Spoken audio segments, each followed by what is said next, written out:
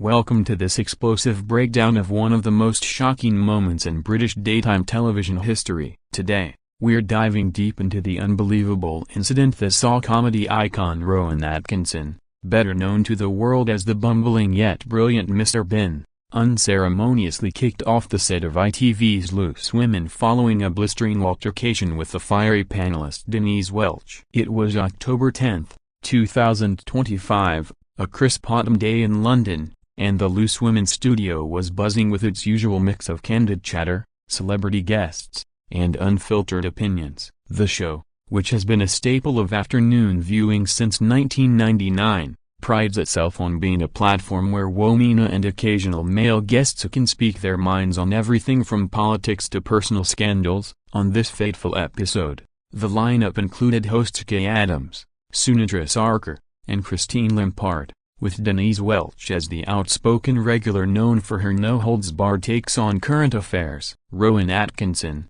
at 70 years old, was there to promote his latest project, a reflective documentary on the art of physical comedy titled Silent Laughter, The Legacy of Slapstick, which explores how silent performers like Charlie Chaplin influenced modern humor. Little did anyone expect that what began as a lighthearted discussion on the evolution of comedy would erupt into a full-throated confrontation that left jaws on the floor and social media ablaze. As the cameras rolled, the audience of around 200, mostly middle-aged women sipping tea and applauding enthusiastically, had no inkling that they were about to witness a clash of titans, one a master of subtle, wordless wit, the other a verbal powerhouse with a reputation for defending her views like a lioness. The segment kicked off innocently enough, with Kay Adams introducing Rowan with her trademark warmth. "We're thrilled to have the man who made us all laugh without saying a word at Rowan Atkinson." The studio lights gleamed off his signature dark suit,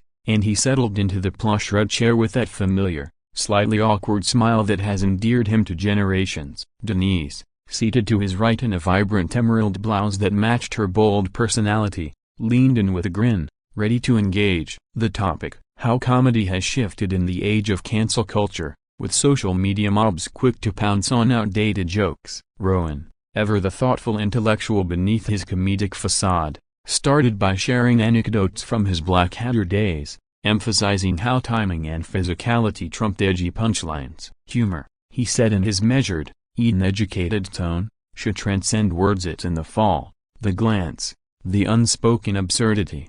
The panel nodded appreciatively, with Sunita adding her perspective on South Asian representation in British sketch shows. But then, Denise chimed in, her Geordie accent cutting through like a northern wind. "Absolutely, Rowan, but let's be real, comedies evolve because we've called out the lazy stereotypes that hurt people. Remember when Mr. Bean did that sketch with the Turkish barber? Hilarious, but some saw it as poking fun at immigrants." It was a seemingly innocuous comment, but Rowan's brow furrowed ever so slightly, that telltale sign of discomfort fans know from his onstage persona. The audience chuckled, mistaking it for playful banter, but behind the scenes, producers were already exchanging uneasy glances in the control room.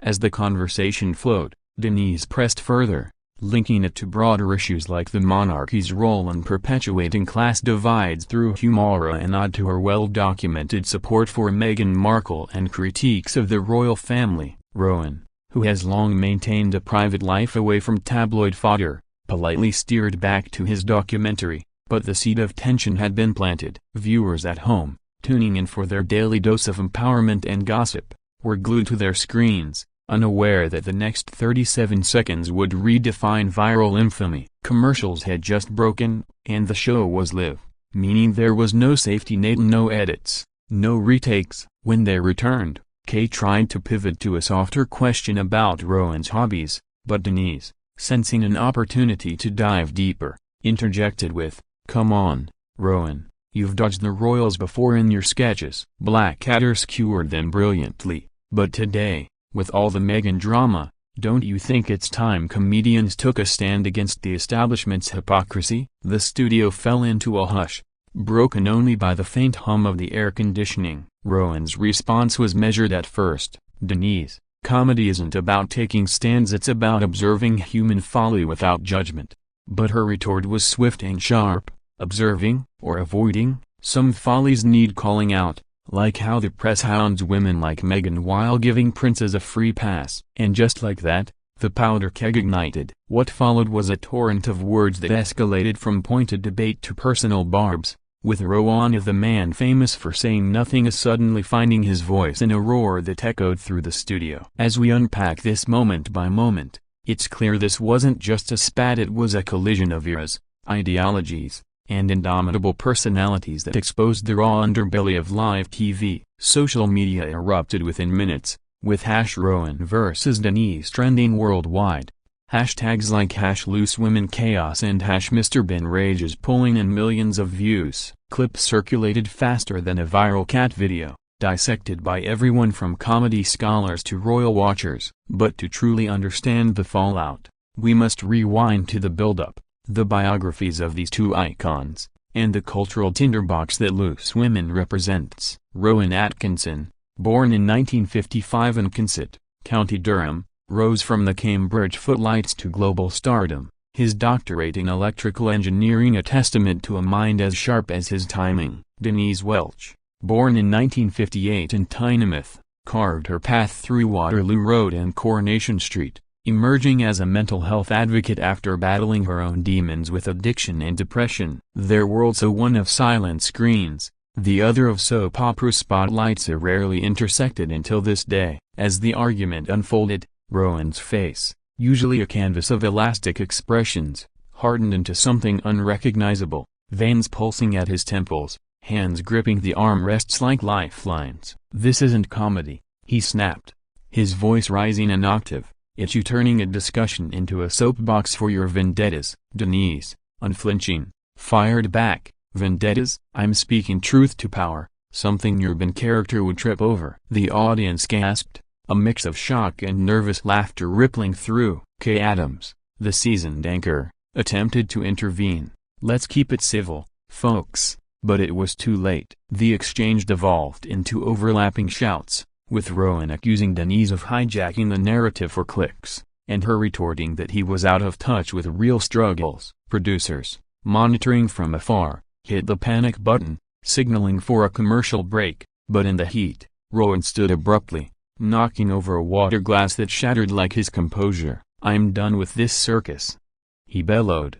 striding toward the exit as stagehands scrambled. Security was called, not for force, but to escort him calmly as though the optics were damning. Denise, red-faced but unrepentant, called after him, "Run away like your character." Then, the screen cut to ads amid stunned silence, but the damage was done. In the aftermath, ITV issued a terse statement: "We regret the escalation and are addressing internally." Rowan retreated to his countryside home, issuing no comment, while Denise defended her stance on Instagram. "Passion isn't rudeness, it's standing up." This incident, clocking in at under 2 minutes of airtime, has sparked debates on everything from guest protocols to the perils of mixing comedy with controversy. As we continue, we'll explore the immediate reactions, the deeper context of their views, and why this moment might just be the catalyst for change in how we handle heated TV discourse. But for now, picture the scene: a studio frozen in disbelief, the echo of a slammed door, and a nation left wondering if laughter can survive the storm. Picking up from that chaotic climax, let's delve into the nitty-gritty of what exactly transpired in those fateful seconds, frame by frame, as captured in the now infamous YouTube clips that have amassed over 50 million views in mere weeks. The altercation didn't spring from nowhere, it was the culmination of simmering undercurrents in the British media landscape, where discussions on race, class, and the monarchy have become as explosive as a Guy Fawkes bonfire. Denise Welch, a vocal champion of Meghan Markle since the Duchess's 2018 wedding, has made it her mission to counter what she calls the racist undercurrent in tabloid coverage of the Sussexes. Her previous rants on Loose Women, including a 2024 episode that drew 160 Ofcom complaints for blasting royal critics, set the stage for this blow-up. Rowan, conversely, has always shied from politics, once telling The Guardian in 2013 that he found the whole business of celebrity rather embarrassing, preferring the universality of physical comedy over partisan jabs. Yet, His subtle satires in Blackadder and Thin Blue Line have poked at authority, leading some to speculate he harbors quiet Republican leanings. The spark, a seemingly benign pivot in the interview. After Rowan's praise for silent film's inclusivity, Denise, ever the provocateur, linked it to modern inclusivity. Silent comedy was great for all races because no one had to code switch, and unlike today, where even royals like Meghan are silenced by the press. Rowan nodded politely, but when she added, "Your work avoids the messiness of words, which is lucky because words can expose biases," his discomfort peaked. "Biases?" he replied, a hint of frost in his tone. "My biases are toward joy, not division." The audience clapped tentatively, but Denise pressed, "Joy for who?" The elite laughing at the rest, like how the royals trot out comedy at their galas while ignoring real inequality. Here, it cracked open. Rowan's eyes narrowed, and he leaned forward, his voice dropping to a whisper before booming. "This is why people tune out at turning entertainment into a lecture on grievances." Gasps echoed. Phones were out, lip-tweeting the meltdown. Denise, cheeks flushing, shot back, "Grievances? Try lived experience. You swan in with your Oxford Polish, but some of us fought for every word." The Oxford jab landed like a slap at Rowan's alma mater, a symbol of privilege he's long downplayed. Kay interjected desperately, "Denise, Rowan, let's breathe." But momentum had the wheel. Rowan, voice trembling with rare fury, accused her of derailing my life's work for your soapbox agenda. Denise countered, "Agenda? Protecting women from bullies is something your silent hero never does." It was then that Rowan rose, his chair scraping like nails on chalkboard, declaring, "I won't be lectured by someone who confuses outrage with insight." As he turned to leave, a stage light caught the glint of unshed tears in his eyes. Or was it rage? The panel sat stunned. Christine Limpard covered her mouth. Sunetra whispered to Kay. Off air, whispers say producers begged him to stay, offering apologies and tea, but Rowan, muttering about toxic environments, was already in his car, bound for the M25. Back in the studio, after the break, the women addressed it haltingly. "That was intense," Kay admitted, "but passion drives us." Denise, composing herself, added, "I respect Rowan, but truths hurt." The audience, a mix of loyal fans and shocked newcomers, applauded unevenly, some cheering Denise's fire, others murmuring sympathy for the comedian. Cut to commercial, and the control room was pandemonium, executives dialing PR teams, lawyers on speed dial for potential libel. Meanwhile, across the Thames, newsrooms lit up. How BBC, Sky, even CNN picking up the thread by tea time. Hashtags exploded, #defend Denise versus #justice for Rowan, with memes of Mr. Bean tipping over in rage flooding TikTok. Celebrities weighed in. Ricky Gervais tweeting, "Rowan's too classy for that zoo," while Judi Dench, a loose women alum, posted a cryptic "Words can wound deeper than silence." But beyond the spectacle, this clash highlights loose women's double-edged sword, empowering voices while risking volatility. The show, with its all-female core, has hosted icons from Oprah to Elton John, but male guests like Rowan often walk a tightrope. Expected to engage without dominating. Insiders reveal pre-show briefings urged keep it fun, but Denise's passion, forged in her advocacy for bipolar awareness and women's rights, brooks no briefs. Rowan's camp, tight-lipped as ever, later leaked that he felt ambushed, unprepared for the royal tangent that veered from his promo. As fallout rippled, Ofcom complaints surged past 200, citing hostile environment, though supporters argued it was raw authenticity. ITV's response, a primetime special teased, "Behind the Bean, Unfiltered," promising Rowan's side. Denise, undeterred, guested on Woman's Hour, framing it as a teachable moment on privilege. Social media dissected every angle. Threads on Reddit's R. Television analyzed body language. Rowan's clenched fists signaling fight or flight, Denise's open palms demanding dialogue. Fan edits synced the argument to Mr. Bean theme music, turning tragedy to trope. Yet, beneath the virality, lies a poignant question. In an era of polarized punditry, can comedy and conviction coexist without combustion? Rowan's silence post-incident speaks volumes, echoing his philosophy that some things are funnier unsaid. Denise, however, thrives on the fray, her book The Unfiltered Me topping charts anew. As we transition to the broader implications, consider the human cost, a legend's dignity dented, a panelist's principles paraded. This wasn't mere TV tantrum, it was a mirror to our divided times, where laughter meets outrage at the water cooler or in this case, the loose women table. Now, let's zoom out to the cultural earthquake this altercation triggered, rippling from the studio to the streets, salons, and servers worldwide. Within hours, #loose women meltdown dominated X, formerly Twitter, with 2.3 million posts, algorithms feasting on the drama like vultures on carrion. Royalists decried Denise as Meghan's attack dog, sharing clips of her past defenses like her 2023 clash with Piers Morgan over Sussex whinging. Progressives hailed her as a truth bomb, with A-listers like Emma Thompson retweeting, "Denise for PM." Rowan's fans, a legion from bin marathons to buffs, rallied with #LetRowan flooding his verified account with heart emojis and pleas for a statement. Memes proliferated, photoshopped bins kicking chairs, Welch as a fiery dragon from Blackadder. Late-night hosts pounced at James Corden, exiled in LA, quipped on his show, "Rowan finally spoke more words than in 30 years of Mr. Bean, and it was to tell Denise to pipe down." In the UK, tabloids feasted, "The Sun's splash been there, done that row."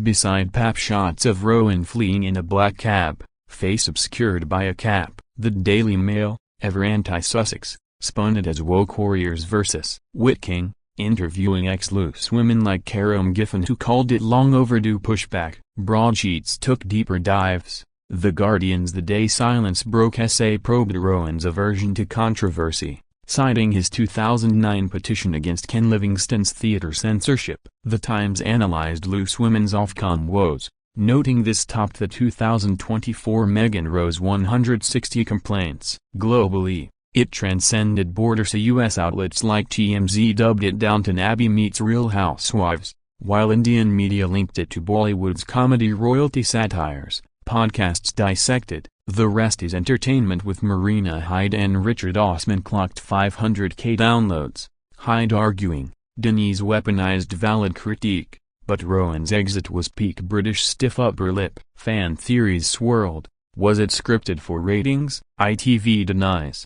Did Rowan's recent divorce filing and hushed whispers of a split from makeup artist Louise Ford make him touchy? Denise's bipolar openness fueled empathy, with mental health matters trending alongside. Commercially, chaos cashed in. Rowan's documentary streams spiked 400% on ITVX, while Denise's Fat, 40 and Fired memoir re-entered Amazon Top 10. Loose women ratings, up 35%, proving scandal sells. But not all Razia sponsors like Boots pulled ads temporarily, citing brand misalignment. ITV's boss, Kevin Lago, faced shareholder heat at the next board meet, defending, "Authenticity is our currency, even if it jangles." Internally, whispers of panel shakeups. Kay reportedly lobbied for guest sensitivity training, while Sunitra pushed to workshops. Rowan's agent, Alan Brody, brokered a Quiet Olive Branch, a joint charity sketch for comic relief, politely declined by Denise. Let's heal, but not forget. Public figures chimed. Boris Johnson, in his Spectator column, jested, "If only Brexit debates had Rowan's brevity." Keir Starmer, more measured, told LBC, "Debates healthy, toxicity isn't." Across the pond, Meghan herself liked a supportive post from a fan account, sparking Duchess approves frenzy. In academia, it fueled papers. UCL's Comedy Studies department announced a symposium, From Slapstick to Smackdown. Socially, it spotlighted generational rifts, of boomers siding with Rowan's Keep It Light, Gen Z with Denise's Call It Out. TikTok duets recreated this bat, amassing billions of views, while deepfakes had Rowan has been honking a horn at Denise. Legally, no suits yet, but Rowan's team eyed defamation over the out-of-touch Barb. Denise, battle-scarred from stalkers, recall her 2022 arson ordeal,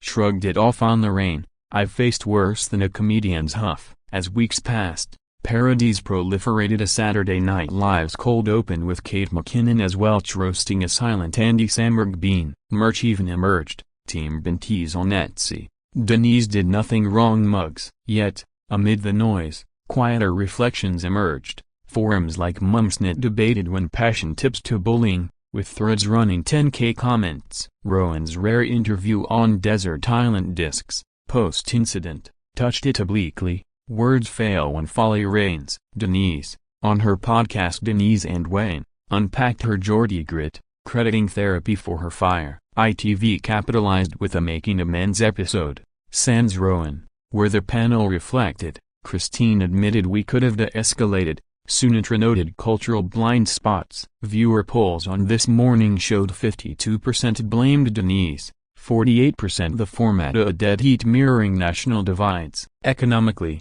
it boosted tourism. Fans pilgrimaged to Borehamwood Studios, hoping for echoes of the row. Environmentally, ironically, the viral surge hiked data emissions, per Greenpeace estimates. Philosophically, it queried comedy's role. Is laughter neutral or complicit? Rowan's ever suggests the former Denise's activism, the latter. As we peel back layers, this wasn't isolated. It echoed prior loose women dust-ups, like Nadia Sawalha's 2020 Israel-Palestine flare-up. Forward-looking, execs mall hybrid formats, pre-taped segments for volatility. But for stars like Rowan, scarred by spotlight, it might hasten retirement. A rumors swirl of a bin finale film. Denise, she's booking tours, her resilience a beacon. In sum, this media maelstrom didn't just entertain, it educated, enraged, and perhaps evolved us, proving TV's power to provoke progress amid pandemonium.